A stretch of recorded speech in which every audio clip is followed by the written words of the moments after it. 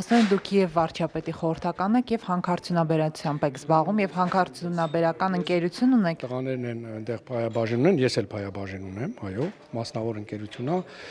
7-8 տարի առաջ ես այդ բիզնեսի մեջ եմ, որ վարչապետի խորհրդական էլ չէի։ Հետագայում մեզ միացան նաև այդ ռուսական խումբը, ավիատեխնոլոգիա ընկերությունը,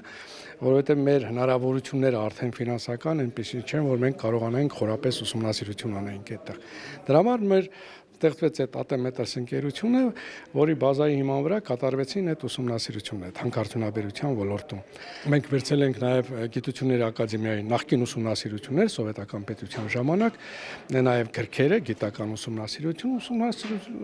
ուսումնասիրության ընթացքում պարզվեց, որ ունենք նաև ռեդկը զեմելի հազվագույն մետաղների շարք, եւ ինչու՞ չէ, փորձեցինք նաև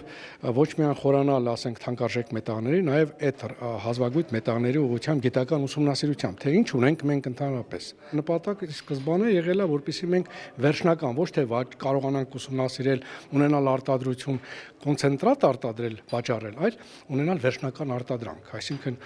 եթե ոսկի է, ուրեմն ոսկու ծուլակտոր, եթե արծաթ է, արծաթի,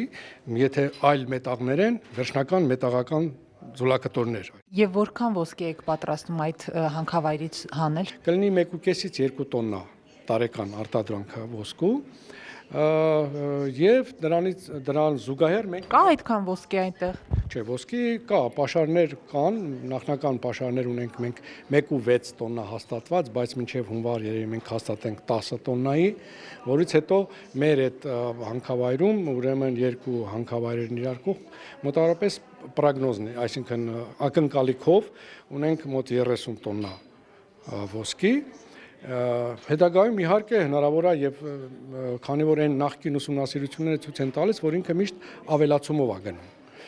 Հույս ունենք, որ ավելի շատ կարող է լինի, բայց ունենք էլ ինչ ունենք։ Պարոն Հովսեփյան, առանց այդ էլ ասում է, որ Հայաստանում հանքերը չարաշահվում են, շատ են օգտագործվում եւ մեր բնությունն է փչանում։ Աշխարհում չկա մի երկիր, որը չօգտագործի իր անդերքը։ Այն ամենազարգացած երկրները օգտագործում են,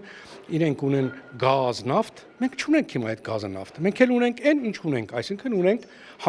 հանքեր, մետաղական հանքեր, որոնք կարծում եմ, եթե ճիշտ նորմալ ցիվիլ շահագործվի, այսինքն այնպես բան չկա, որպեսզի բնությանը վնաս ընդհանրապես չտրվի։ Բնությանը որոշակի վնաս կտրվի, բայց դա պետք է հասցնել ամենա այն մինիմում վնասի։ Խնդիրը նաև թերևս այն, որ Հայաստանում կոնկրետ հանքավայրերից կոնկրետ մարդիկ են շահույթները ստանում եւ մեր պետությանը չի գնում այդ շահույթը։ Այսօր մեր բյուջեի առյուծի բաժինը ուրեմն Քաջարյանի պղնձամոլիբդենային կոմբինատն է առաջի կամ երկրորդ տեղերում է, երբ որ հարկ է վճարում։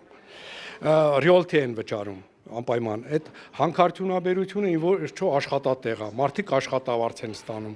եւ պետությանը բյուջե այդքան գումարներ են մուծում։ Այլապես եթե այդպիսի արդյունաբերություն չլինի, մենք ինչա մենակ պետքա կարտոշկա, պոմիդոր վաճառելով ապրենք։